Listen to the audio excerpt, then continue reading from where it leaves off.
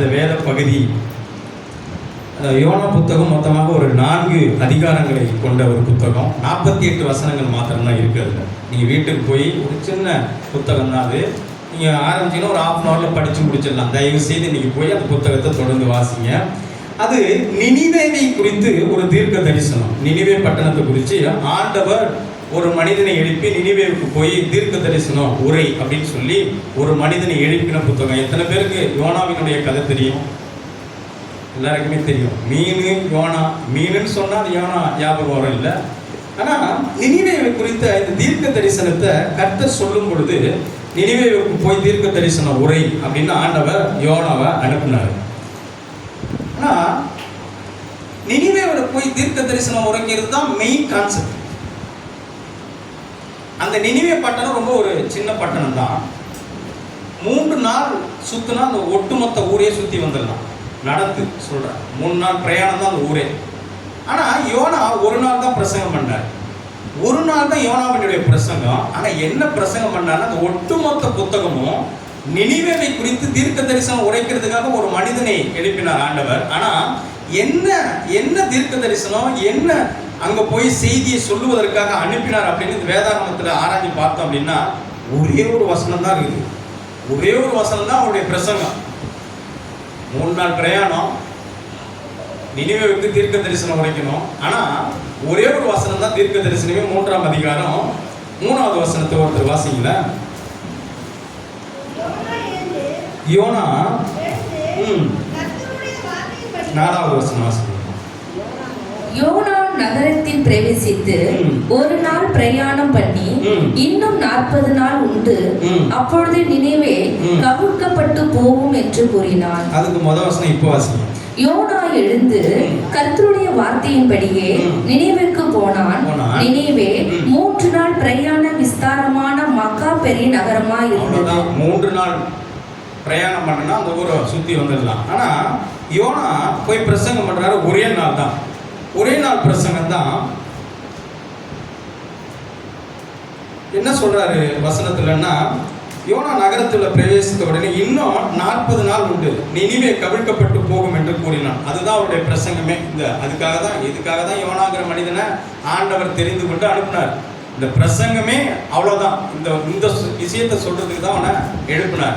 அப்போ இந்த யோனாவினுடைய 4 அதிகாரம் 48 வசனங்களை ஆராய்ச்சி பார்த்தா அது நினிவேவுக்கு தீர்க்கதரிசியை அனுப்பணுங்கிற மெயின் கான்செப்டா இருந்தாலும், ஆனா ஒரு தீர்க்கதரிசி, அதாவது அழைக்கப்பட்ட ஒரு நபரினுடைய வாழ்க்கையை ஆண்டவர் சரி செய்கிறதை இந்த வேதாகமத்தில் நம்ம பார்க்க முடியும். இது நினிவேவை குறித்து பாவங்கள் நாகும் புத்தகத்தில் சொல்லப்பட்டிருக்கிறது. இருந்தாலும் இதுல நினிவேவை குறித்து எந்த பாவமும் சொல்லப்படவில்லை. நினிவேவுக்கு போய் ஒரு எச்சரிப்பை கொடுன்னு ஆண்டவர் அனுப்பினார்.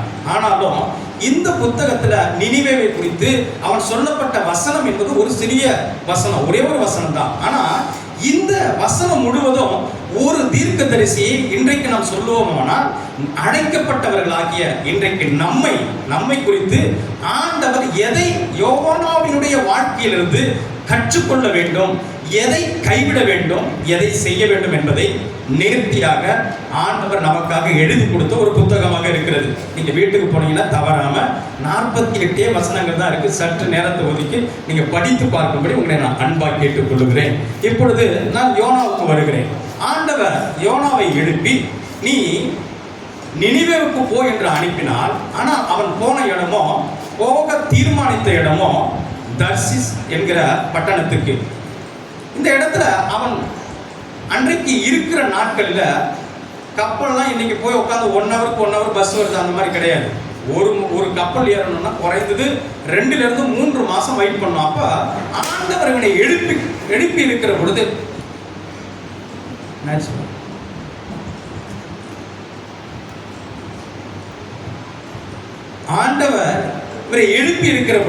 ஆண்டவர் எழுப்பி இருக்கிற பொழுது இவருடைய பிரயாணம் வேற திசையா இருக்கு. சரி, சற்று கொஞ்சம் கவனித்து கேளுங்க. ஒரே ஒரு வசனத்தை கூட நம்ம வாசிக்கலாம். அந்த யோனாவை குறித்து முதலாவது நம்ம தெரிந்து கொள்ளலாம். அதுக்கப்புறம் நினிவேவை குறித்து தெரிந்து கொள்ளலாம். ஆண்டவர் யோனாவின் மூலமாக நமக்கு என்ன பாடங்களை சொல்லிக் கொடுக்க போறாங்க அப்படிங்கிறத நம்ம தெரிந்து கொள்ளலாம். இன்றைக்கு செய்திக்கான ஒரு தலைப்பு நீங்களே வாசிக்கல. கர்த்தருடைய சமூகத்தை விட்டு விலகிய யோனா. அந்த செய்தி இன்றைக்கு நமக்கு கர்த்தருடைய சமூகத்தை விட்டு விலகாதே. அல்லேலூயா. கர்த்தருடைய சமூகத்தை விட்டு விலகாதே அப்படிங்கிறது தான் இன்றைக்கு செய்திக்கான தலைப்பு. ஒரு வசனத்தை வாசிக்கலாம். யார் இந்த யோனா? ஆண்டவரால் அபிஷேகம் பண்ணப்பட்ட, ஆண்டவரால் உலகத்திற்கு தீர்க்கதரிசி என்று பிரகடனப்படுத்தப்பட்ட இந்த யோனா எதற்காக ஆண்டவருடைய அழைப்பை, ஆண்டவருடைய போக சொன்ன அந்த வார்த்தைக்கு கீழ்ப்படியாமல் ஆண்டவருடைய சமூகத்தில் இருந்த ஒரு மனிதன் ஆண்டவருடைய சமூகத்தை விட்டு விலகி வேறு திசையில் போக தீர்மானிப்பதற்கான காரணம் என்ன? இன்றைக்கும் நம்முடைய வாழ்க்கையில ஆண்டவருடைய சமூகத்தில் இருக்கும்படி அழைக்கப்பட்டவர்களாகிய நம்ம ஏன் அநேக நேரங்களில் ஆண்டவருடைய சமூகத்தில் நம்மளால் இருக்க முடியவில்லை? ஏன் கர்த்தருடைய சமூகத்தை விட்டு ஏன் நாம் வழி விலகி போகிறோம்? காரணம் என்ன அப்படிங்கிறதா யோனாவினுடைய வாழ்க்கையிலிருந்து ஆண்டவர் நம்முடைய வாழ்க்கைக்கு கற்றுக் கொடுக்கிற பாடங்களை கற்றுக்கொள்ள போகிறோம். இந்த யோனாவுக்கு ஆண்டவர் சொன்ன அந்த வார்த்தை, நீ நினிவேவுக்கு போ. அப்ப நினிவே பாவம் நிறைந்த ஒரு பகுதியாக இருந்தது. அந்த பகுதியை குறித்து யோனா நன்றாகவே அறிந்திருந்தார். எனக்கு ஒரு கேள்வி எழுந்தது. என்னவென்றால், தேசத்துல ஏராளமான பாவம் நிறைந்த பட்டணங்கள், பாவம் நிறைந்த நாடுகள், தேசங்கள் இருக்கிறது. ஆனாலும் ஆண்டவராகிய இயேசு கிறிஸ்து நினிவேவுக்கு போய் என்று ஒரு குறிப்பிட்ட தேசத்தை காண்பித்து போக சொல்ல வேண்டிய அவசியம் என்ன வேண்டி இருக்கிறது? ஒரு கேள்வி. தீரு இருந்தது. யாக்கோபினுடைய சகோதரன் ஏசா, அவனுக்கு ஒரு தேசம் இருந்தது. ஏதோமியர்கள் அவர்களும் இருந்தார்கள், பாவம் நிறைந்த வாழ்க்கையில் இருந்தார்கள். இன்றைக்கு ஏராளமான ஏதோம் இருந்தது, தீரு இருந்தது, இன்னும் பல பட்டணங்கள் பாவத்தினால் நிறைந்து இருந்தது. ஆனாலும் ஆண்டவர் நினிவேவுக்கு போய் என்று ஒரு குறிப்பிட்ட தேசத்தை காண்பித்துக் கொடுக்க காரணம் என்னவென்று கேட்டீர்கள் என்றால், ஆண்டவர் இஸ்ரவேல் ஜனங்கள் மீது வைத்த அன்பின் நிமித்தம். ஏனென்றால் நினிவே பட்டணம் என்பது அசீரியர்களுடைய தலைநகரம்.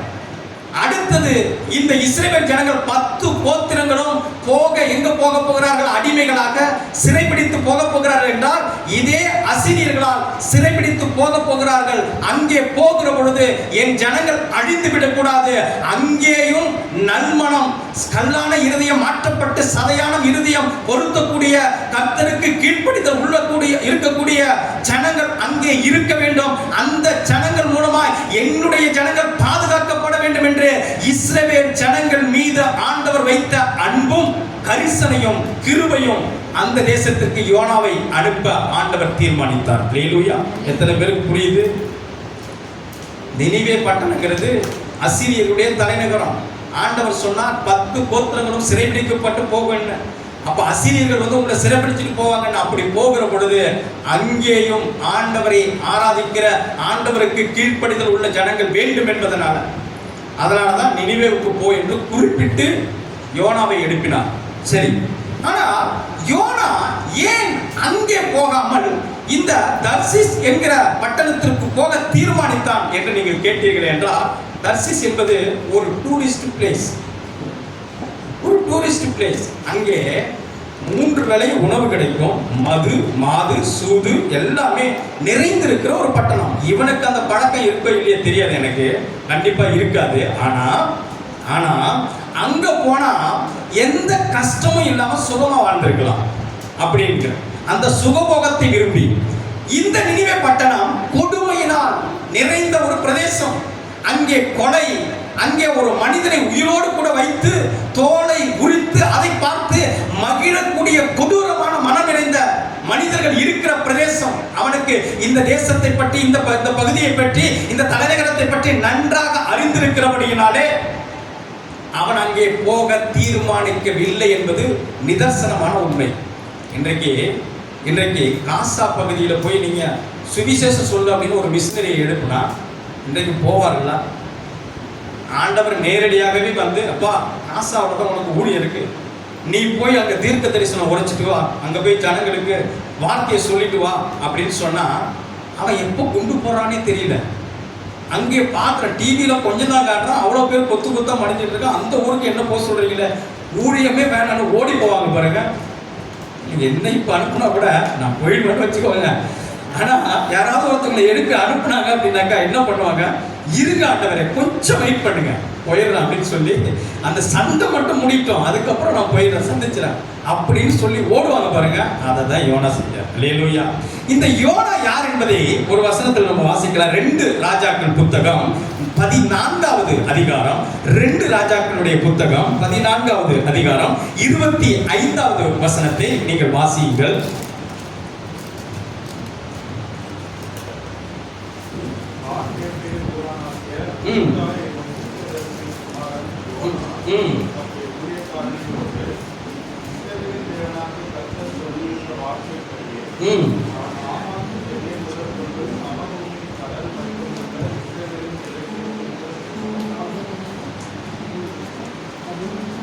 அடுத்த வசனம்.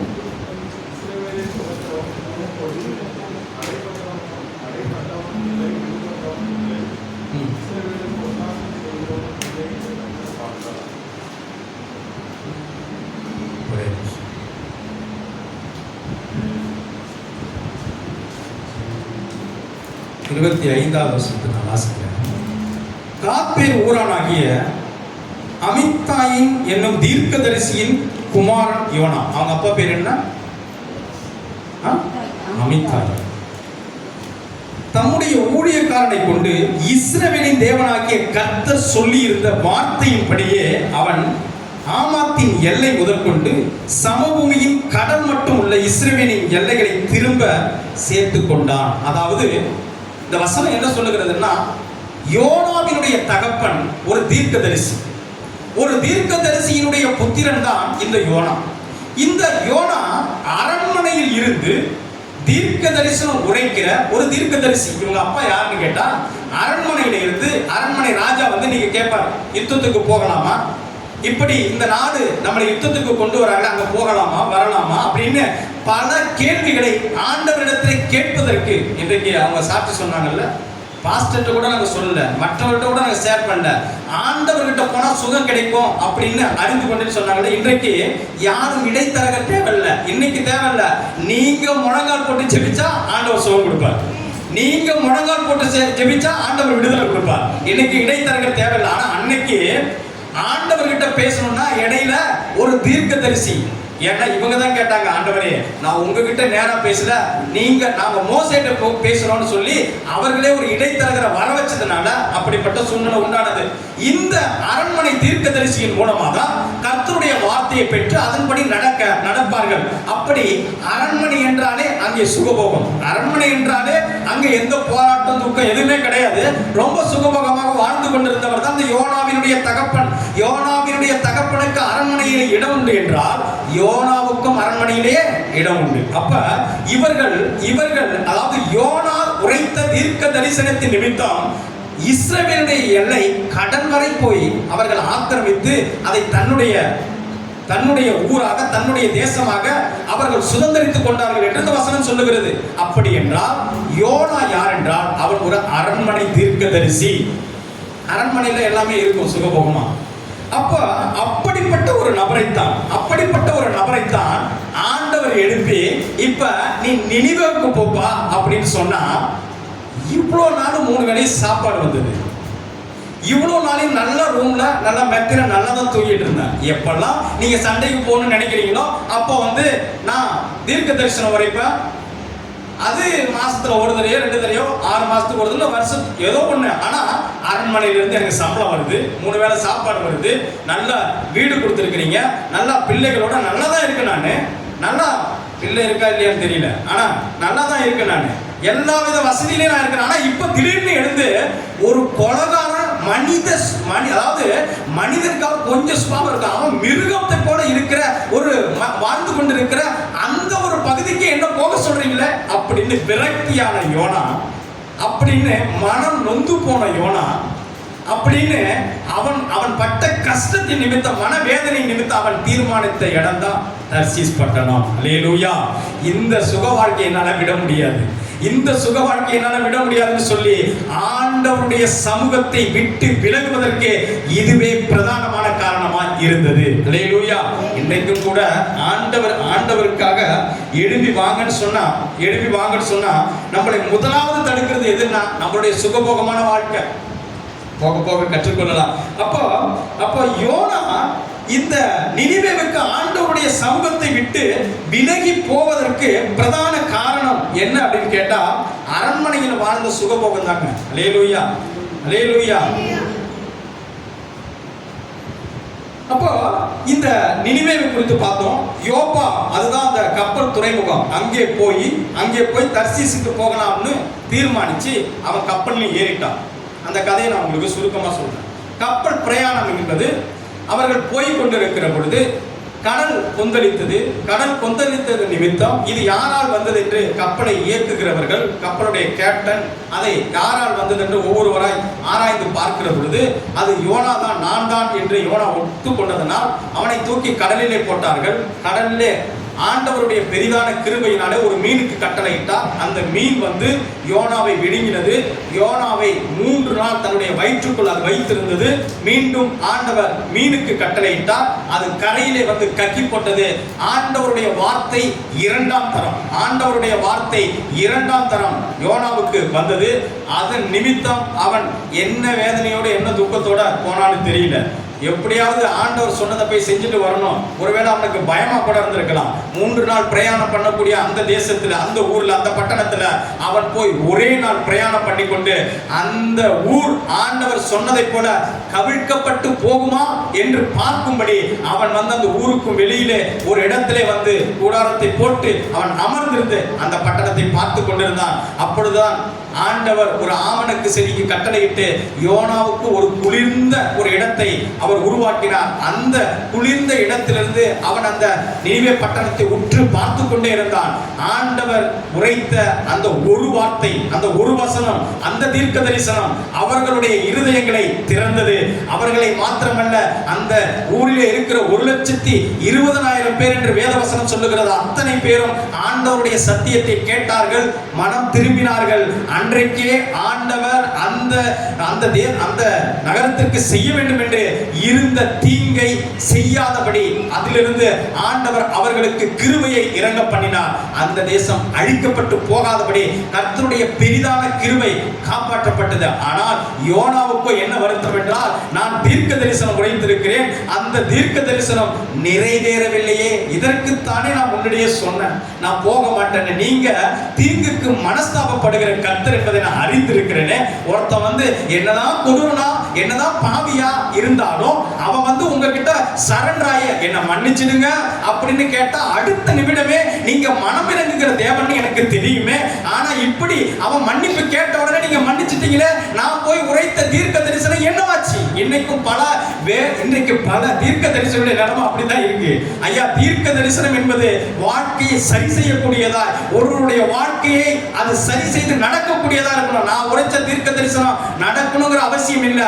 அந்த தீர்க்க தரிசனம் ஒருத்தருடைய வாழ்க்கையை மாற்றுமே. ஆனால் அவர் அதற்காக ஆண்டவர் தீர்க்க தரிசனம் உரைக்க சொல்லுகிறார். யோனாவினுடைய இருதயம் எப்படி இருந்தது என்றால், நான் உரைத்த தீர்க்க தரிசனம் நடக்கவில்லை என்று அவன் வெட்கப்பட்டு அவன் எப்படி போனான் தெரியுமா? ஒருவேளை அவன் மனம் திருத்திருப்பான்னு தெரியல. ஏன்னா கடைசி வசனம் வரைக்கும் அவனை குறித்து எந்த கண்டினியூவும் இல்லை. அது இடையில நின்று போச்சு. அப்போ தேவனை விட்டு மீண்டும் விலகி போயிட்டான். அப்போ அந்த தேசத்திற்கு ஆண்டவர் இறங்கினார். அந்த மக்களை வலது கைக்கும் இடது கைக்கும் வித்தியாசம் தெரியாத 1,20,000 பேரை கர்த்தர் காப்பாற்றினார். அல்லேலூயா. அதுதான் அந்த புத்தகத்தில் இருக்கிற மொத்த சம்பவங்கள். அதுதான் புத்தகத்தினுடைய மொத்த சம்பவங்கள்.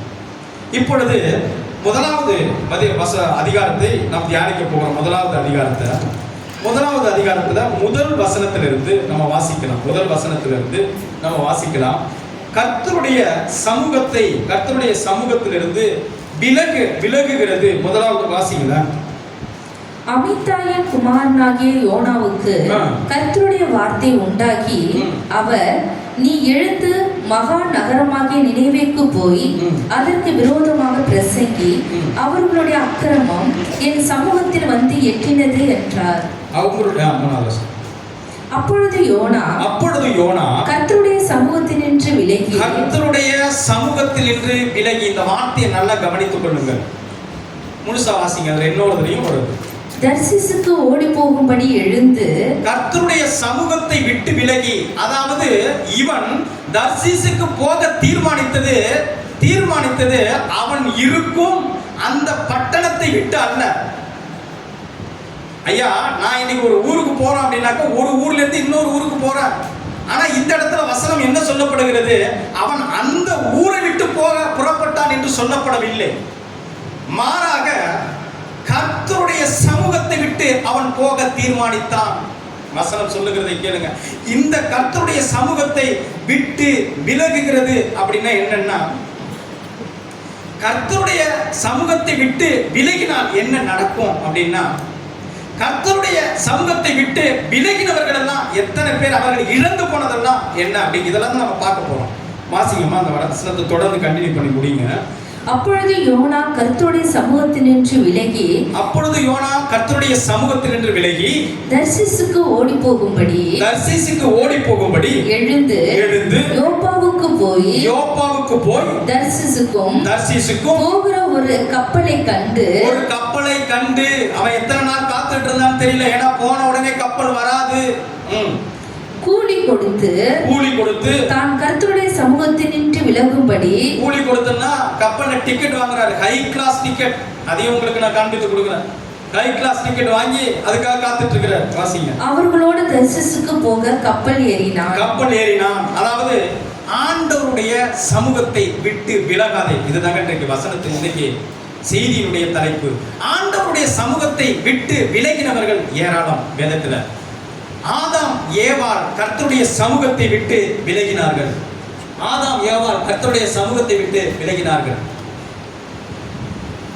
அதற்கு பின்னதாக காயின் ஆதாம் ஏவாள் கர்த்தருடைய சமூகத்தை விட்டு விலகின பொழுது அவர்கள் பூமி சபிக்கப்பட்டது.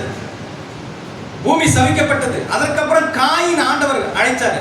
காயினும் கர்த்தருடைய சமூகத்தை விட்டு விலகி போனான். அதுக்கப்புறம் ஒரு சந்ததியை தேடிக்கொண்டே இருக்கிறாங்க. அப்பதான் இஸ்ரவேல் ஜனங்களை பிரத்யேகமாய் உருவாக்கி அவர்களை ஆண்டவர் வழிநடத்தி பக்தி விருத்திக்கு ஏதுவான சந்ததிகளை எப்படியாவது உருவாக்கி விட வேண்டும் என்ற ஆண்டவருடைய அந்த சிந்தனைக்கு, ஆண்டவருடைய அந்த திட்டத்திற்கு மாறாக இஸ்ரவேல் ஜனங்களும் கர்த்தருடைய சமூகத்தை விட்டு விலகி ஓடினார்கள்.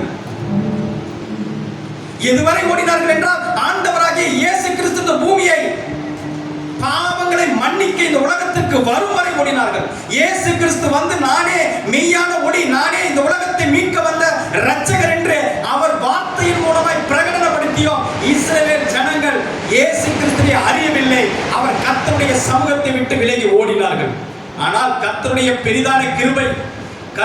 பெரிதான கிருபை நாமெல்லாம் ஆண்டவரை அறியாத மக்களாய் இருந்த பொழுதிலும், நம்முடைய மூதாதையர்கள் ஆண்டவரை அறியாத மக்களாய் இருந்த பொழுதினாலும், ஆனால் ஆண்டவருடைய பெரிதான கிருபை இன்றைக்கு கர்த்தருடைய சமூகத்திலே நம்மை ஆண்டவர் இணைத்திருக்கிறார். அல்லேலூயா.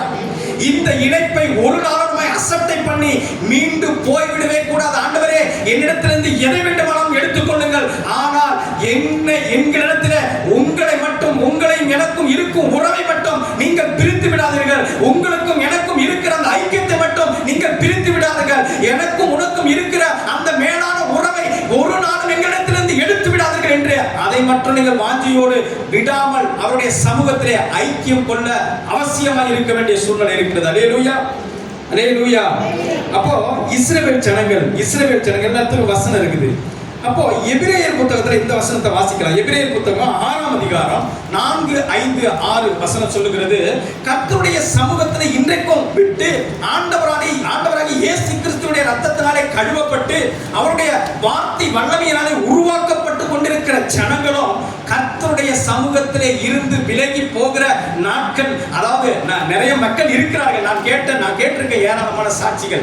ஏனுங்க அப்படி விலகி போனால் அதனுடைய விளைவு, அதனுடைய பிரதிபலன், அதனுடைய தாக்கம் எவ்வளவா இருக்கும் என்பதை அறியாதபடி உலகத்தின் மேல் ஆசை வைத்து, இந்த பிரபஞ்சத்தின் மேல் ஆசை வைத்து ஓடி போகிற ஜனங்கள் ஏராளமா இருக்கிறார்கள். ஐயா, ஒரு காலத்தில் நான் ஏதோ ஒரு சுகத்துக்காக, ஏதோ ஒரு ஆசீர்வாதத்துக்காக உங்களை தேடி வந்தேன். நான் வந்தது உண்மை, என்னை ஆசீர்வதித்தீர்கள். நான் உங்களை விசுவாசித்து ஞானஸ்தானம் எடுத்தேன். பல நாட்கள் திருச்சபைக்கு வந்தேன். ஆனால் ஏதோ ஒரு சூழ்நிலையில உங்களை நான் தொடர்ந்து பின்தொடராதபடி உங்கள் சமூகத்தை விட்டு நான் ஓடி போனேன் என்று சொல்லுகிற ஏராளமான ஜனங்கள் இந்த பகுதியில் இருக்கிறார்கள். ரொம்ப தூரத்துல எத்தனை பேர் ஞானஸ்தானம் எடுத்து இன்னைக்கு வீட்டுக்குள்ள கொண்டு வந்து விக்கிரக ஆராதனையை வைத்து வழிபடுகிறார்கள் தெரியுமா? ஐயா, உலகத்தில் இருக்கிற கல்லையும் மண்ணையும் வணங்குவதற்காக அழைக்கப்பட்டவர்கள் அல்ல நாம். நம்முடைய ஆண்டவர் ஜீவனுள்ள தேவனாய் இருக்கிறார்.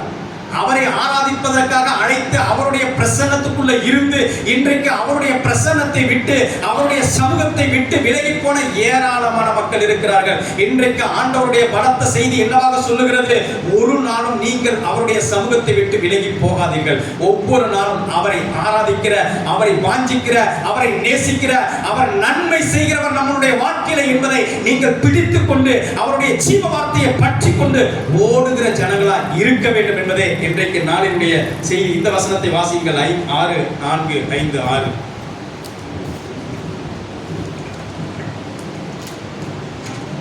எபிரேயர் 6:4-5-6. ஏனெனில் ஒரு தரம் பிரகாசிப்பிக்கப்பட்டும் பரம ஈவை ருசி பார்த்தும் பரிசுத்த ஆவியை பெற்றும் தேவனுடைய நல்வார்த்தையையும் இனி வரும் உலகத்தின் பலன்களையும் ருசி பார்த்தும் மறுதலித்து போனவர்கள் தேவனுடைய குமாரனை தாங்களே மறுபடியும் சிலுவையில் அறிந்து அவமானப்படுத்துகிறபடியால் மனம் திரும்புவதற்கு ஏதுவாய் அவர்களை மறுபடியும் புதுப்பிக்கிறது கூடாத காரியம். அதாவது ஆண்டவருடைய அந்த வசனத்தை லாஸ்ட் பகுதி அதை வாசிமா திரும்ப. மனம் திரும்புவதற்கு, அதுக்கு முன்னாடி கிறிஸ்துவினால ரத்தத்தினால மறுதலித்து போனவர்கள் தேவனுடைய குமாரனை மறுபடியும் சிலுவையில் அறைந்து அவமானப்படுத்தி மனம் திரும்புவதற்கு ஏதுவான அவர்களை மறுபடியும் புதுப்பிக்கிறது. மறுபடியும் திரும்பி புதுப்பிக்கிறது ரொம்ப கஷ்டம்.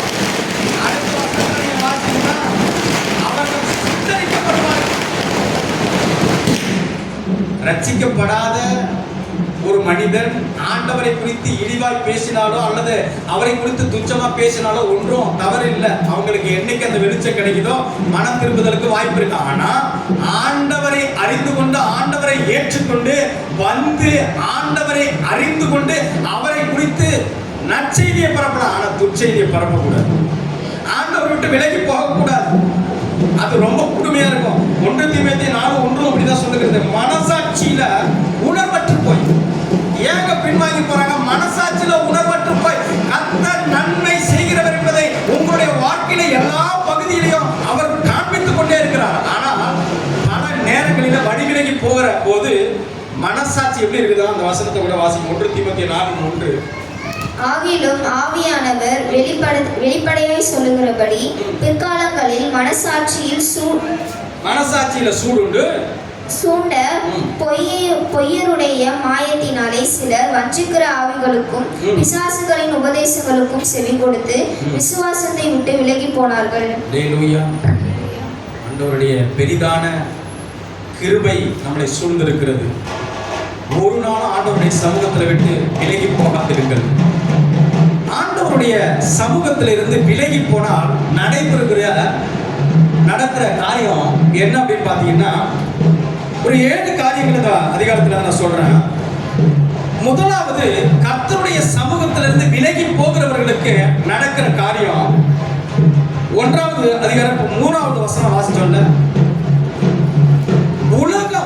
உலகத்தினுடைய ஆசைகள், உலகத்தினுடைய இச்சைகள் அவர்களுக்கு ஆயத்தமாக்கப்பட்டிருக்கும். எப்படி யோனாவுக்கு ஒரு கப்பல் ஆயத்தமாக்கப்பட்டிருந்ததோ அதே போல கர்த்தருடைய சமூகத்தில் இருந்து விலகி போகிற ஒரு மனிதனுக்கு உலகம் உங்களை வரவேற்கும். அங்கே எல்லா காரியங்களும் நிறைவா இருக்கும். ஐயா, நான் ஆண்டவர்கிட்ட இருக்கும்போது கூட இவ்வளவு சந்தோஷமா இருந்தது இல்ல, ஆனா இன்னைக்கு இவ்வளவு சந்தோஷமா இருக்கிற சொல்ற ஏராளமான ஜனங்களை நான் பார்க்கிறேன். இந்த உலகம் உங்களை வரவேற்கும். உலகத்தில் இருக்கிற ஆசைகள், உலகத்தில் இருக்கிற இச்சைகள் உங்களை மேற்கொள்ளும். கர்த்தருடைய சமூகத்திலிருந்து விலகுகிற ஒரு மனிதனுக்கு காண்பிக்கிற அடையாளம் என்னவென்றால், உலகம் உங்களை கரங்களை விரித்து வரவேற்கும். உலகத்தினுடைய ஆசைகள், உலகத்தினுடைய இச்சைகள், உலகத்தில் இருக்கிற அத்தனை பாவங்களும், தற்கால சுகங்களும், தற்கால சந்தோஷங்களும் உடனே உங்களை கரம் விரித்து வரவேற்கும்.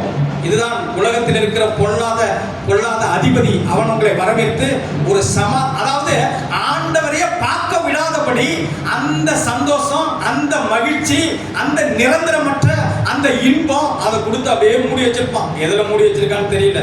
இன்ஸ்டாகிராமா இருக்கலாம், வாட்ஸ்அப்பா இருக்கலாம், பேஸ்புக்கா இருக்கலாம், வலைதளங்களா இருக்கலாம், போனா இருக்கலாம், A to Z எதுவா இருக்கலாம், உங்களை அதுக்குள்ளேயே மூடி.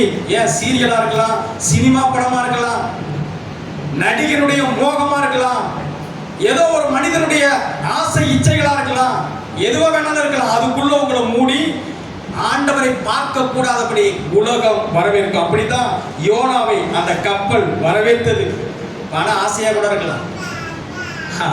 தேமா இப்பிரபஞ்சத்தின் மேல் ஆசை வைத்து ஓடி போனானா. காரணம் என்ன? அதாவது பவுலோட சேர்ந்து ஊழியம் செஞ்சுட்டு இருந்த ஒரு நபர் தான். அவனுக்கு திடீர்னு என்ன வந்துச்சுன்னா, பிரபஞ்சத்தின் மேல ஆசை வந்துடுச்சு. பண ஆசை எல்லா தீமைக்கும் வேறா இருக்கிறது. அல்லேலூயா.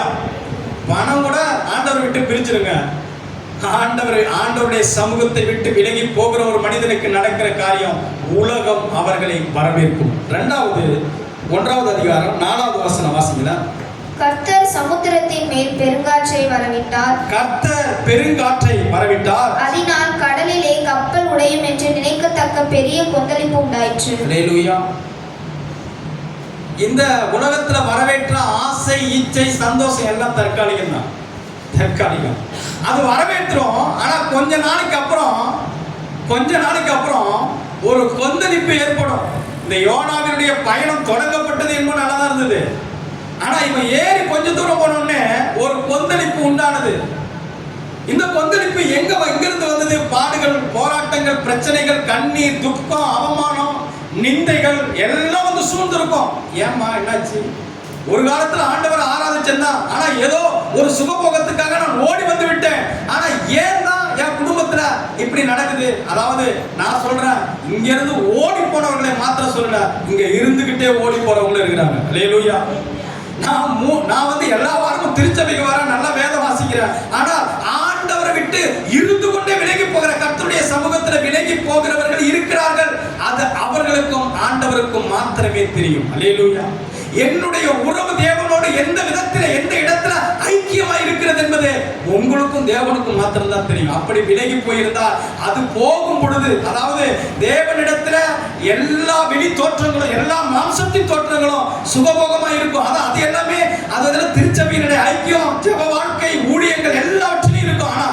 ஆனா தேவனோடு இருக்கிற உறவு கட்டா இருக்கிற பொழுது, தொடக்கத்துல இன்பமா, அமைதியா, மகிழ்ச்சியா, சந்தோஷமா இருந்தாலும் அது ஒரு இடத்துல போய் நிப்பாட்டுகிற இடம் எதில் பார்த்தீங்கன்னா, பாடுகள், பிரச்சனை, போராட்டம், துக்கம், அவமானம், கண்ணீர், இவைகளெல்லாம் வந்து சூழ்ந்து கொள்ளும். இவைகளெல்லாம் வந்து சூழ்ந்து, யோனாவினுடைய வாழ்க்கையில தொடங்கப்பட்ட வாழ்க்கை என்னவோ சுகபோகமா இருந்தது, போய்கொண்டு இருக்கிற பொழுதுதான் அந்த கொந்தளிப்பு ஏற்பட்டது. 3வது வசனத்துல, 13வது வசனத்துல அதே கொந்தளிப்பு இன்னும் கொஞ்சம் தெளிவாக காட்டுற வாசிங்களா. அந்த மனுஷர் கரை சேரும்படி வேகமாய் தண்டு வலித்தார்கள். ஆனாலும் சமுத்திரம் வெகு மும்முரமாய் கொந்தளித்தது. அதாவது இந்த பிரச்சனையில இருந்து எப்படியாவது நம்ம கரையை சேர்ந்துடலாம் அப்படின்னு தீர்மானிப்பாங்க பாருங்க. இதெல்லாம் ஒரு பிரச்சனையா, இதுல இருந்து நான் எப்படியாவது மீறி போயிடுவேன் அப்படிங்கிற பொழுது அப்பதான் பலத்தை காட்டுற அதுக்கு மேல ஒன்று அடிக்கும். பார்த்துருக்கீங்களா? அப்பா, நானே ரொம்ப வேதனையில் இருக்கிறேன், நானே ரொம்ப பலனற்று போயிருக்கிறேன், நானே வெளியே சொல்ல முடியாத சூழ்நிலையில போராட்டத்துல பிரச்சனையில உட்கார்ந்துருக்கேன். ஆனா அதுக்கு மேல இன்னொரு பிரச்சனையா? கர்த்தருடைய சமூகத்தை விட்டு விலகி இருக்கிறீர். எங்கோ கர்த்தருடைய சமூகத்தை விட்டு விலகி தூரமாய் போய் கொண்டிருக்கிறீர். அப்படி போகிற பொழுது இதெல்லாம் சம்பவிக்கும். அல்லேலூயா. அடுத்தது என்ன நடக்கும் அப்படின்னா, உடைமைகளை இழப்பார்கள். 5வது வசனம் வாசிங்களா. கர்த்தருடைய சமூகத்திலிருந்து விலகி போனா இந்த சம்பவம் நடக்கும். 5வது வசனம் வாசிங்களா. அப்பொழுது கப்பல்காரன் பயந்து அவனவன் தன் தன் தேவனை நோக்கி வேண்டுதல் செய்து எல்லாம் வேண்டுதல் செய்யறான். பாரத்தை லேசாக்கும்படி அதாவது தன்னுடைய பாரத்தை லேசாக்கும்படி வாசனை. பாரத்தை லேசாக்கும்படி கப்பலில் இருந்த சரக்குகளை சமுத்திரத்தில் எரிந்து விட்டார்கள். சமுத்திரத்தில் எரிந்து விட்டார்கள். இப்ப அந்த கப்பல்ல என்ன இருக்குதுன்னா, அதாவது நம்முடைய வாழ்க்கையில இருக்கிற பொருளாதார சேவிங்ஸ் இருக்குல்ல, அதெல்லாம் இப்ப இழக்க ஆரம்பிக்குது. இந்த யோனா அதாவது உயிர் பிழைக்கிறதுக்காக என்னையா பண்ணணும்? இவ்வளவு காற்று அடிக்குது. இப்ப நம்ம என்ன பண்ணணும்னா, அந்த கப்பலுக்குள்ள இருந்த எல்லா பொருட்களையும், அது விலை மதிப்புள்ளதோ விலை மதிப்பற்றதோ, ஆனா உயிருக்கு முன்னாடி எதுவும் இல்ல பாருங்க, எல்லாவற்றையும் கடலிலே இருந்தார்கள். நாம் பயணித்துக் கொண்டிருக்கிற இந்த வாழ்க்கையில, கர்த்தருடைய சமூகத்தை விட்டு விலகி பயணித்துக் கொண்டிருக்கிற இந்த வாழ்க்கையில அடுத்தது நடக்கிறது, நம்முடைய பொருளாதாரத்தை இழக்க வேண்டிய சூழ்நிலை வரும். எப்படியாவது காப்பாற்றப்பட்டு விட மாட்டோமா? இங்க இருக்கிற எல்லாவற்றையும் போட்டு எப்படியாவது காப்பாற்றி விட மாட்டோம்னா பொருளாதாரத்தை இழக்கிற சூழ்நிலைகள் வரும்.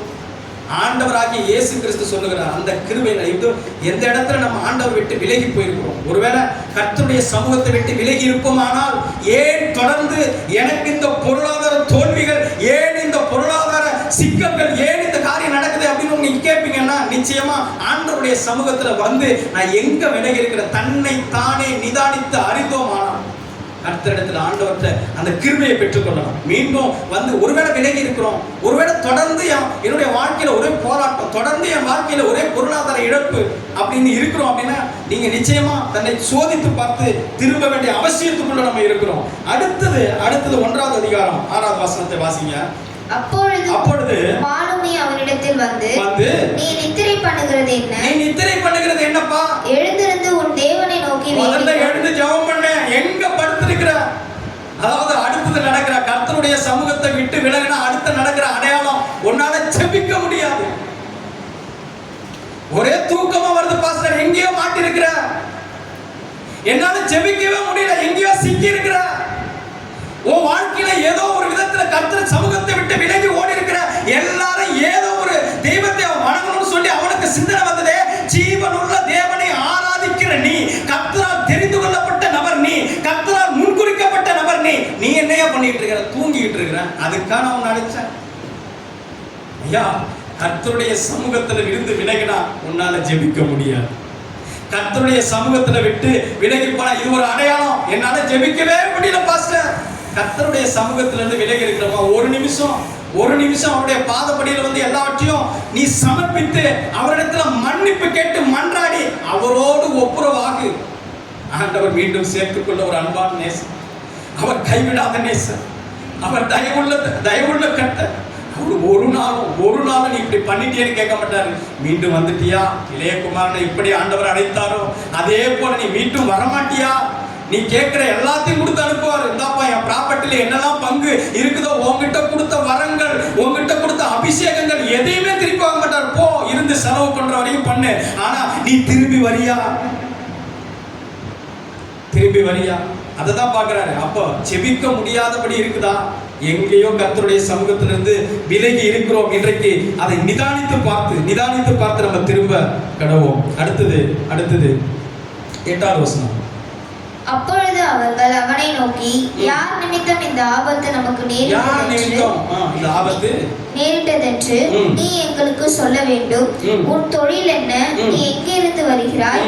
உன் தேசம் எது? நீ என்ன ஜாதியான் என்று கேட்டார்கள். அல்லேலூயா.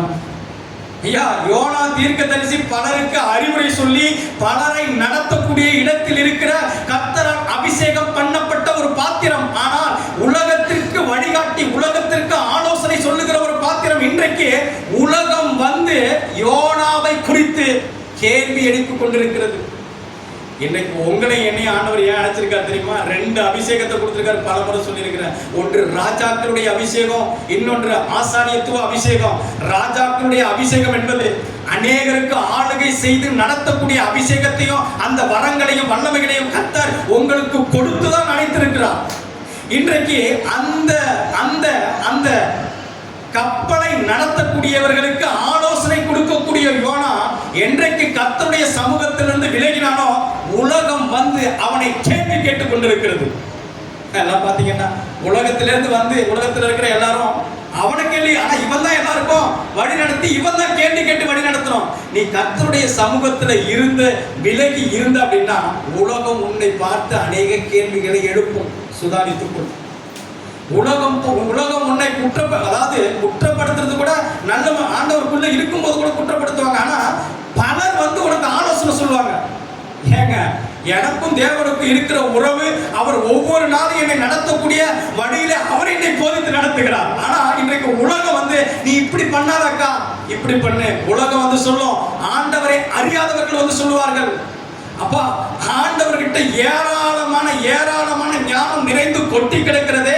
ஆண்டவரை அறியாதவர்கள் சொல்லி உன்னை வழி நடத்துகிறார்கள் என்றால் நீ கர்த்தருடைய சமூகத்தை விட்டு எங்கேயோ விலகி போய் கொண்டிருக்கிறாய் என்பதை நிதானித்து சுதாரித்து மீண்டுமாய் அவருடைய சமூகத்திலே திரும்ப வேண்டும் என்பது கர்த்தருடைய வார்த்தையாய் எச்சரிப்பாய் இருக்கிறது. கடைசியா ஒரு காரியத்தை சொல்றேன். 7வது, அதாவது 1 இது 3 வசனம் வாசிங்க. 1:12, 4:3, 4:8. அதற்கு அவன், நீங்கள் என்னை எடுத்து சமுத்திரத்திலே போட்டு விடுங்கள், அப்பொழுது சமுத்திரம் உங்களுக்கு அமர்ந்திருக்கும். என் நிமித்தம் இந்த பெரிய கொந்தளிப்பு உங்கள் மேல் வந்தது என்பதை நான் அறிவேன் என்றான். அடுத்த வசனம் 4:3. இப்பொழுதும் கர்த்தாவே, என் பிராணனை என்னை விட்டு எடுத்துக்கொள்ளும். நான் உயிரோடு இருக்கிறதை பார்க்கலாம் சாக்கிறது. கரெக்ட் தான். 4:8. சூரியன் உதித்த போது தேவன் உஷ்ணமான கீழ்காட்டை கட்டளையிட்டார். அப்பொழுது வெயில் யோனாவுடைய தலையில் படுகிறதினால் அவன் சோர்ந்து போய் தனக்குள்ளே சாவை விரும்பி, நான் உயிரோடு இருக்கிறதை பார்க்கலாம் சாகிறது நலமாய் இருக்கும் என்றான். இந்த உலகத்துல நான் வாழ்றதுக்கு செத்தே போயிடலாம் அப்படின்னு தோணுதா? இந்த உலகத்துல நான் ஏன் தான் வாழ்றேன், செத்துடலாம் அப்படின்னு தோணுதா? கர்த்தருடைய சமூகத்துல இருந்து விலகி இருக்கிறீங்க. கர்த்தரால் அறிந்து கொள்ளப்பட்ட, கர்த்தரால் அபிஷேகம் பண்ணப்பட்ட, கர்த்தரால் தெரிவு செய்யப்பட்ட ஒரு நபர் இந்த வார்த்தையை சொல்லவே மாட்டார்கள். ஏனென்றால் இந்த உலகத்துல ஆண்டவர் நமக்கு ஒரு திட்டத்தையும், நமக்கு ஒரு தீர்மானத்தையும், நமக்கு ஒரு அழைப்பையும் வைத்திருக்கிறார். நான் அவருடைய வழியிலே ஓடிக்கொண்டிருக்கிற ஒரு நபர், ஓடிக்கொண்டிருக்கிற ஒரு குடும்பம். அவர் என்றைக்கு இந்த உலகத்தில் என்னை அனுப்பினாரோ முடிவு காலத்தை அவரே தீர்மானித்திருக்கிறார். முடிவை குறித்து ஒரு மனிதன் தீர்மானிக்கிறான் என்றால் மரண கண்ணி அவனை ஆளுகை செய்து கொண்டிருக்கிறது என்ற அர்த்தம். ஞாபகம் வைத்துக் கொள்ளுங்க. இந்த உலகத்துல உங்களுக்கு அநேக உபத்திரவங்கள் இருக்கலாம். ஆனா உபத்திரவங்கள் மத்தியில கர்த்தர் கைவிடாத நேசராய் உங்களை கரம் பிடித்து தூக்கி நடத்த அவர் போதுமானவராய் இருக்கிறார். எத்தனையோ மரண சூழ்நிலை ஏற்பட்ட பொழுதிலும் தாவீது ஒரு நாள் கூட கர்த்தருடைய அந்த வார்த்தையை அவன் சொல்லவில்லை, நான் சாக போறேன் சொல்லவில்லை. ஏன்னா ஆண்டவரால் அழைத்த, ஆண்டவரால் அபிஷேகம் பண்ணப்பட்ட கர்த்தருடைய சமூகத்தில் இருக்கிற ஒரு நபர் நான் சாக போறேன்னு சொல்லவே மாட்டாங்க. என்றைக்கு யோனா கர்த்தருடைய சமூகத்தில் இருந்து விலகி போனானோ அன்னைக்கு அவனை பிடித்தது மரண கண்ணி. யோவான் 10:10 வாசிங்க. மரண கண்ணி அவனை சூழ்ந்து கொண்டது. அவனுடைய வாழ்க்கையில சின்னதா ஒன்று நடந்தாலும் நான் இருக்கிறதுக்கே செத்து இல்லாம, பெருசா ஒண்ணு நடந்தாலும் அதே வார்த்தை, ஒண்ணுமே இல்லை, ஒண்ணுக்குமே பிரயோஜனம் இல்லாத சண்டை குடும்பத்துல நடந்தாலும் நான் ஏன் தான் உயிரோடு, இந்த வார்த்தை தான் உங்க நாவில் இருந்து புறப்படாமல் இருப்பதாக ஆண்டவர் நம்மை அழைத்திருக்கிறார். தலைக்கு மேல பிரச்சனை வந்தாலும், தலைக்கு மேல போராட்டம் வந்தாலும் அது உங்களை மேற்கொள்ளாது. அல்லேலூயா, அல்லேலூயா. உங்கள் திராணிக்கு மேலாய் சோதிக்கப்பட விடுகிற தேவன் அல்ல அவர். உங்களுடைய வாழ்க்கையில இப்படிப்பட்ட சிந்தனை வருதா, அப்பாலே போ சாத்தானே என்று சொல்லி அந்த சத்தத்தை நீங்கள் விளக்குவீர்களே, ஆனால் கர்த்தர் மீண்டுமாய் அவருடைய சமூகத்தில் உங்களை இணைத்து உங்க ஆண்டவர் காண்பித்து நடத்த, அவர் போதித்து நடத்த அவர் போதுமானவராய் இருக்கிறார். அல்லேலூயா. இந்த வசனத்தை வாசிங்க. யோவான் 10:10. இப்படிப்பட்ட சிந்தனை ஏன் வருது தெரியுமா? அது சாத்தான் கொண்டு வந்து போடுகிற சிந்தனை. ஒரு மனுஷன் 2 இடத்துல தான் இருக்க முடியும். ஒண்ணு கர்த்தருடைய சமூகம், அதை விட்டு போனா சாத்தானுடைய சமூகம். நீ என்னைக்கு கர்த்தருடைய சமூகத்தை விட்டு விலக நினைக்கிறியோ அன்னைக்கே ஒரு கரம் உலகத்திலிருந்து உன்னை வரவேற்கும். அது சாத்தானுடைய சமூகம். அங்க போனா எல்லாம் நல்லா இருக்கிற மாதிரி இருக்கும், ஆனா அது முடிவோ நரகம். கேட்டீங்கல்ல, அந்த வர்ஷிப்ல அவங்க பாடினாங்க பார்த்தீங்களா, எவ்வளோ அழகான நியாய தீர்ப்பை பற்றி. உலகத்தில் எதுக்காக ஆண்டவர் நம்ம அழைச்சிருக்கிறார்னா நியாய தீர்ப்பு நாளுக்கென்று நம்மை முன்குறித்து உருவாக்கி கொண்டிருக்கிறார். அல்லேலூயா. அதை வாசிங்க. யோவான் 10:10. திருடன் திருடவும் கொல்லவும் அழிக்கவும் வருகிறானே அன்றி நம்ம கிட்ட இருக்கிற விலையேற பெற்ற ஆத்துமாவை திருடவும் கொல்லவும் அழிக்கவும் வருகிறானே அன்றி அதுக்குதான் வரான், வேற ஒன்றுக்கும் வரான். நானோ அவைகளுக்கு ஜீவன் உண்டாயிருக்கவும் அது பரிபூரணப்படவும் வந்தேன். ஆண்டவர் அதற்கு ஜீவனை கொடுக்க வரார். அதற்கு ஜீவனை கொடுக்க நம்மளாம் நல்லா இருக்கணும், சுகபோகமா வாழணும், அநேகருக்கு ஆசீர்வதிக்கப்பட்ட மக்களாய் வாழணுங்கிறது தான் ஆண்டவர் நம்மை அழைத்திருக்கிறார். கர்த்தருடைய சமூகத்திலிருந்து விலகுகிற ஒரு மனிதருக்கு இப்படிப்பட்ட சத்தம் கேட்கும். ஒருவேளை உங்களுடைய வாழ்க்கையில் அப்படிப்பட்ட சத்தம் கேட்குமே ஆனால் அன்றைக்கே நீங்க நாவினால அறிக்கை செய்யுங்க, அப்பாலை போ சாத்தானே, இப்படிப்பட்ட சிந்தை என் வாழ்க்கையில வரவே கூடாது அப்படின்னு சொல்லி. அடுத்தது நான் சொல்லி முடிக்கிறேன் ஒரே ஒரு காரியத்தை மாத்திரம். கர்த்தருடைய இவ்வளோ காரியங்கள் நடந்த பொழுதும், இவ்வளோ சூழ்நிலை நடந்தது, ஆண்டவருடைய சமூகத்தை விட்டு விலகி ஓடிட்டான். ஆனா ஆண்டவருடைய பெரிதான கிருபை பாருங்க, பெரிதான கிருபை யோனாவை சூழ்ந்து கொண்டது. ஐயா, நான் எவ்வளவோ தூரம் விலகி போயிட்டேன், என்னால ஆண்டவருக்கு விரோதமா நான் எவ்வளோ பாவம் செஞ்சுட்டேன், என்னால யாருமே மன்னிக்கவே முடியாதுங்க, அவ்வளோ பெரிய குற்றம் செஞ்சுட்டேன் அப்படின்னு சொல்லி தனக்கு தானே கட்டளையை போட்டு, தனக்கு தானே ஒரு எல்லை கட்டுப்பாட்டை போட்டு அதுக்குள்ள உட்காந்துருப்பாங்க. இல்லைங்க, நீ மீண்டும் வரமாட்டேன்னு தான் ஆண்டவர் பார்க்கிறாரு. நான் உன்னை மன்னிக்கிறதுக்கு ரெடியா இருக்கிறேன், நான் உன்னை ஏற்றுக்கொள்ள ரெடியா இருக்கிறேன், நீ ஒரு விஷயம் சமூகத்துக்கு மட்டும் வா. அப்படித்தான் ஆண்டவர் அவனை, அதாவது யோனா அவனை மறுதலித்து போன போதிலும் கர்த்தருடைய பெரிதான கிருபை இயற்கைக்கு ஆண்டவர் கட்டளை இட்டார். அல்லேலூயா, அல்லேலூயா. நீங்க நெருக்கத்தின் மத்தியில இந்த வசனத்தை பாருங்க, நெருக்கத்தின் மத்தியில கூப்பிட்டவர்கள் ஏராளம். அதாவது தாவீது அவனை சுற்றி அவ்வளோ நெருக்கங்கள், மரண கண்ணிகள் அவனை சூழ்ந்திருக்கும் பொழுது ஆண்டவரை நோக்கி கூப்பிட்ட ஒரு மனிதன். அப்புறம் சிங்கத்துடைய, அதாவது சிங்கத்துக்கு முன்னாடி இப்படி சிங்கம் இருக்குது. இன்னைக்கு உங்களுக்கு முன்னாடி சிங்கம் வந்தா என்ன பண்ணுவோம் நம்ம? மரண கண்ணி எப்படி இருக்கும்? அதாவது ஆப்போசிட்ல நேரடியா மரணம் வந்து உட்கார்ந்து இருக்குது. அந்த இடத்துல எவ்வளவு பெரிய நெருக்கம், சாதாரண நெருக்கம்லாம் கிடையாது. அவ்வளவு பெரிய நெருக்கத்தின் மத்தியில ஆண்டவரை நோக்கி கூப்பிட்டான். நெருக்கத்துல கர்த்தர் விடுதலை கொடுக்கிற தேவனா இருக்கிறான். அக்கினி ஜுவாலையில தூக்கிய போட்டுட்டாங்க, அக்கினி எரிஞ்சுக்கிட்டு இருக்கு. எரிகிற அந்த அக்கினி ஜுவாலைக்கு மத்தியில 3 பேர் ஆண்டவரை நோக்கி கூப்பிட்டார்கள். அப்புறம் அன்னாளை குறித்து நம்ம படிக்கிறோம். எவ்வளவோ நெருக்க, அவமானம், துக்கம், அவமானத்தின் மத்தியில வாழ்றதே பெரிய ஒரு மரண போராட்டம் தான், தெரியுங்களா? எல்லா சூழ்நிலையிலும் எதையாவது ஒன்று சொல்லிக்கிட்டு அந்த அதாவது வெளியில அடிப்பட்ட காயங்க கூட கொஞ்சம் ஆறிடும். ஆனா இருதயத்துல இருக்கிற அந்த எப்ப பார்த்தாலும் ஒரு விஷயத்த சொல்லி குத்திட்டே இருக்கிறாங்கன்னு வச்சுக்கோங்களேன், அது எவ்வளவு வேதனை தெரியுமா? அண்ணால் அப்படிப்பட்ட வேதனையில தான் இருந்தா, அவ்வளவு பெரிய நெருக்கத்துல இருந்தா ஆண்டவரை நோக்கி கூப்பிட்டான்.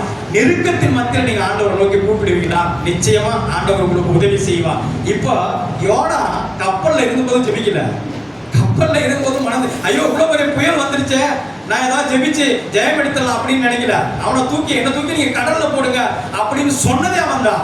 அவனை தூக்கி போட்டாச்சு. போட்ட உடனே அவன் யோனா மீனுக்குள்ள வயிற்றுக்குள்ள போயிட்டான்.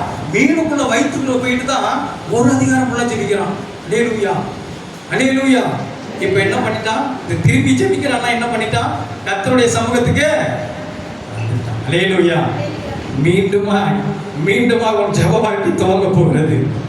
மீண்டுமா எந்த இடத்துல இருந்து விலகி இருந்தாயோ அந்த இடத்துக்கு ஆண்டவர் மீண்டும் கொண்டு வந்து உங்களை வைத்து உங்கள் ஜெப வாழ்க்கையை கர்த்தர் துருக்க பண்ண போகிறார். மீன் வயிற்றுக்குள்ள போய், ஏன் நம்ம மீன் வயிற்றுக்குள்ள போய் 3 நாள் உட்கார வச்சிருந்தாரு? நெருக்கத்தின் மத்தியில் தான் நீங்க பல பேர் ஏங்க என் வாழ்க்கையில இவ்வளவு நெருக்கன்னு கேட்கறீங்களா? நீ மீண்டுமா என் சமூகத்துக்கு வரணுங்கிறதுனால தான் நெருக்கம். ஏன் என் வாழ்க்கையில இவ்வளவு போராட்டம் விடாம புயல் மாதிரி வீசிக்கிட்டே இருக்குதா கேக்குறீங்களா? மீண்டும் அதாவது உபத்திரவத்தின் மத்தியில தான் நான் பிரமாணங்களை கற்றுக்கொண்டேன்னு தாவீது சொன்னார்ல. இந்த உபத்திரவம் ஏன்னா நான் உனக்கு பிரமாணங்களை கற்றுக் கொடுக்க, நீ அதாவது உன்னை என்னுடைய வழிக்கு கொண்டு வர்றதுக்கு, என் வழியில நடக்க வைக்கிறதுக்கு இவ்வளோ காரியங்களை புயல் போல நான் எழுத பண்ணி. நம்ம நினைக்கிறோம் அதெல்லாம் இயல்பா நடக்குது பாஸ்டர். இல்லைங்க, இயல்பான நடக்கல. நீ வேண்டும் என்று சொன்னால் மீனை ஆயத்தப்படுத்தி மீனுக்குள்ள கொண்டு போய் 3 நாள் புசியாமலும் குடியாமலும் உன்னை ஜீவனோட வைக்க கர்த்தர் போதுமானவராக இருக்கிறார். அல்லேலூயா, அல்லேலூயா. மீனுக்குள்ள உட்கார்ந்து ஜெபிச்சான். மீனுக்குள்ள உட்கார்ந்து ஜெபிச்சு அவனுடைய ஜெபம் கேட்கப்பட்டது. அப்ப கர்த்தருடைய, நான் சுருக்கமா சொல்லிடுறேன், நெருக்கத்தின் மத்தியில நீங்க கர்த்தரை நோக்கி கூப்பிடுவீங்களா? கர்த்தர் நிச்சயமா உங்களுடைய ஜெபத்திற்கு பதில் கொடுக்கிற தேவனா இருக்கிறார்.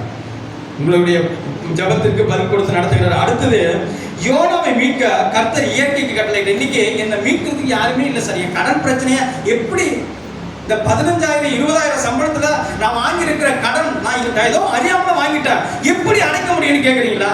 எப்படி அடைக்க? இயற்கைக்கு கட்டளையிட்டு, இயற்கைக்கு, அதாவது இயற்கைக்குன்னா மீனுக்கு கட்டளையிட்டாரு, காற்றுக்கு கட்டளையிட்டாரு, கடலுக்கு கட்டளையிட்டாரு, இவைகளுக்கெல்லாம் கட்டளையிட்டதோட மாத்திரம் இல்ல, செடிக்கு கட்டளையிட்டாரு, புழு, சின்னோண்டு புழு, அதுக்கு கட்டளையிட்டாரு, போய் அந்த ஆமனுக்கு செடியை சாப்பிட்டுன்னு சொல்லி அதுக்கு கட்டளை. அப்பா, இந்த உலகத்துல என்னுடைய நாவினால் சிருஷ்டிக்கப்பட்ட அத்தனை இயற்கையும் என் வார்த்தைக்கு கீழ்ப்படியுது.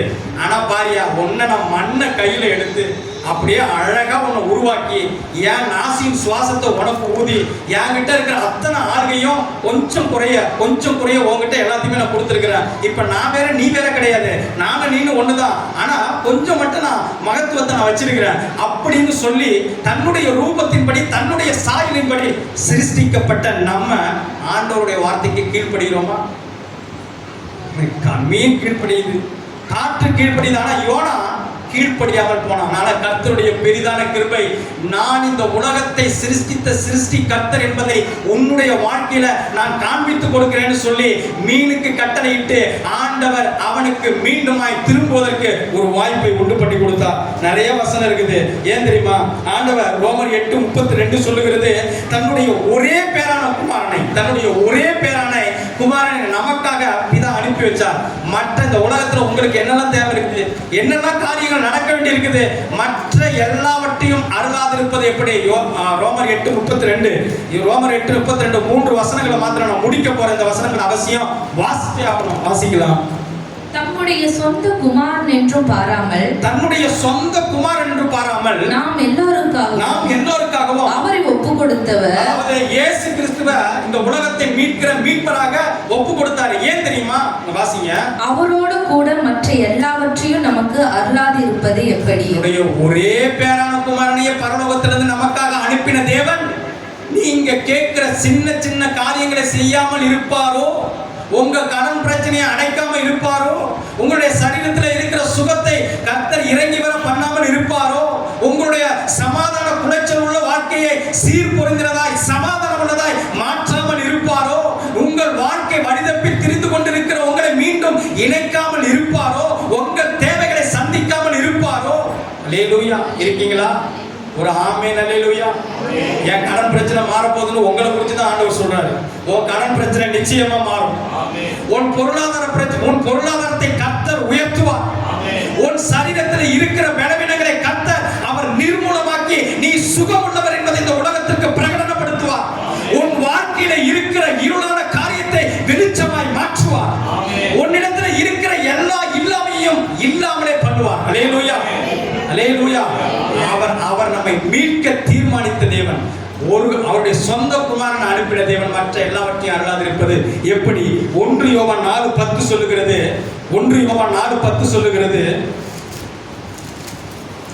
நாம் தேவனிடத்தில் அன்பு கூர்ந்ததுனால இல்ல. நீங்க நினைக்கலாம், நான் ரொம்ப ஆண்டவரை நேசிக்கிறேங்க, அதனால ஆண்டவர் என்னை கிருபையா ரட்சித்திருக்க. இல்லைங்க. அந்த வசனத்தை வாசிங்க. நாம் தேவனிடத்தில் அன்பு கூர்ந்ததினால் அல்லங்க, அவர் நம்மிடத்தில் அன்பு கூர்ந்ததினால நம்முடைய பாவங்களை நிவர்த்தி செய்கிற கிருபாதார பலியாக தம்முடைய குமாரனை அனுப்பினதினாலே அன்பு உண்டாயிருக்கிறது. அல்லேலூயா. அல்லேலூயா. இயேசு கிறிஸ்துவை நமக்காக எதுக்கு அனுப்பினார் தெரியுமா? நாம அன்பு வச்சதுனால, அவர் நம்ம மேல அன்பு கூர்ந்ததுனால இந்த அழைப்புக்குள்ள, அவருடைய சமூகத்துக்குள்ள நம்ம வந்திருக்கிறோம். ஆண்டவர் நம்ம மேல கரிசனை உள்ள, அதான் கிருபை உள்ள தேவனாய் அவர் இருக்கிறார். ரோமர் 5:6-10 வரைக்கும் வாசிங்க. அதாவது நம்முடைய மீறுதல்களை அவர் மன்னித்தார். அல்லேலூயா. அது சுருக்கமா சொல்லிடுறேன். அடுத்த வசனம் 8:28, ரோமர் 8:28 வைத்துக் கொள்ளுங்க. அதாவது நம்ம எவ்வளோ சூழ்நிலையில நம்ம மீறி போயிருக்கலாம், எவ்வளவோ சூழ்நிலையின் மத்தியில நம்ம வழிவிலகி போயிருக்கலாம். ஆனா ஆண்டவர் மீண்டுமாய் 2ஆம் விசை, வேதத்துல 2ஆம் விசை பெறாதவர்கள் ஒருவருமே இல்லை. ஏசாயா 2ஆம் விசை, ஆதாம் 2ஆம் விசை, ஆபிரகாம் 2ஆம் விசை, தாவீது இரண்டாம் விசை. நான் சொல்றது புரியுதா? முதல் அழைப்புல வடிவிலகி போனவங்களை ஆண்டவர் இரண்டாம் தரம் அழைக்கிறார். இரண்டாம் தரம் அழைச்சி ஆண்டவருடைய சமூகத்துல ஓட செய்கிறார். இப்படிதான் யோனா முதல் விசை வடிவிலகி போனார். இரண்டாவது விசை அவருடைய அழைப்புல வந்து அவரை பற்றி பிடித்து கொண்ட ஒரு நபராய், பற்றி பிடித்து கொண்ட ஒரு மனிதனாய் அவன் ஆண்டவரிடத்துல வந்தான். இன்றைக்கும் ஆண்டவர் நம்ம இடத்துல எதிர்பார்க்கிறது, நீ இருமா, இரண்டாம் விசை, ஒரு விசை நீ மனம் திரும்பி என்னுடைய சமூகத்துக்கு வந்து விட மாட்டியா? ஒரு விசை நீ எந்த இடத்துல நின்று, எந்த இடத்துல என் சமூகத்திலிருந்து விலகி போனியா, அதே இடத்துல தான் நான் நிற்கிறேன். அதே இடத்துல ஆண்டவர் சொல்ற, அதே இடத்துல தான் நான் நிற்கிறேன். நீ மீண்டும் வந்துரு, நீ மீண்டும் வந்துரு, ஒரு விசை நீ மீண்டும் வந்துரு. ஆண்டவர் அழைப்பு பலமான துணியா இருக்கிறது. 8:38, 8:28 வாசிங்க. அன்றியும் அவருடைய தீர்மானத்தின்படி இது என்ன தீர்மானம், அதை குறித்து ஒரு மெசேஜ் எடுக்கலாம். அவருடைய தீர்மானத்தின்படி, ஐயா உங்களையும் என்னையும் அழைக்கணுங்கிறது, உங்களையும் என்னையும் உங்களுக்கு வந்து சுவிசேஷம் சொன்னாங்கல்ல, அன்னைக்கு ஏற்பட்டது அல்ல.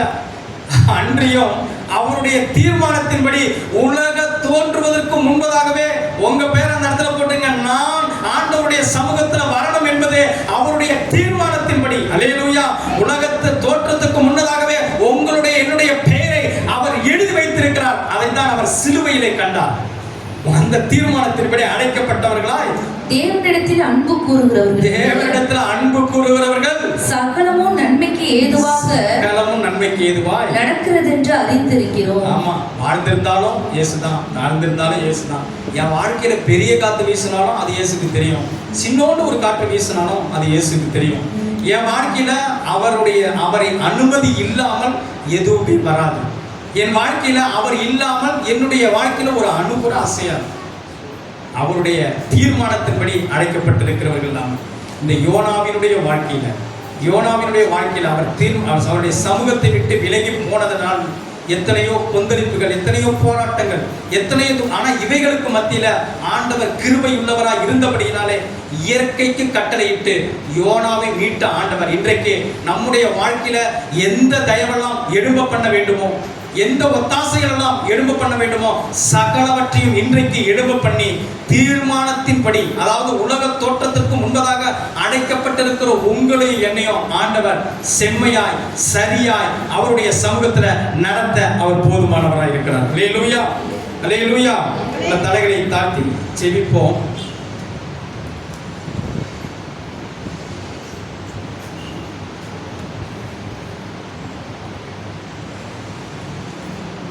ஒரு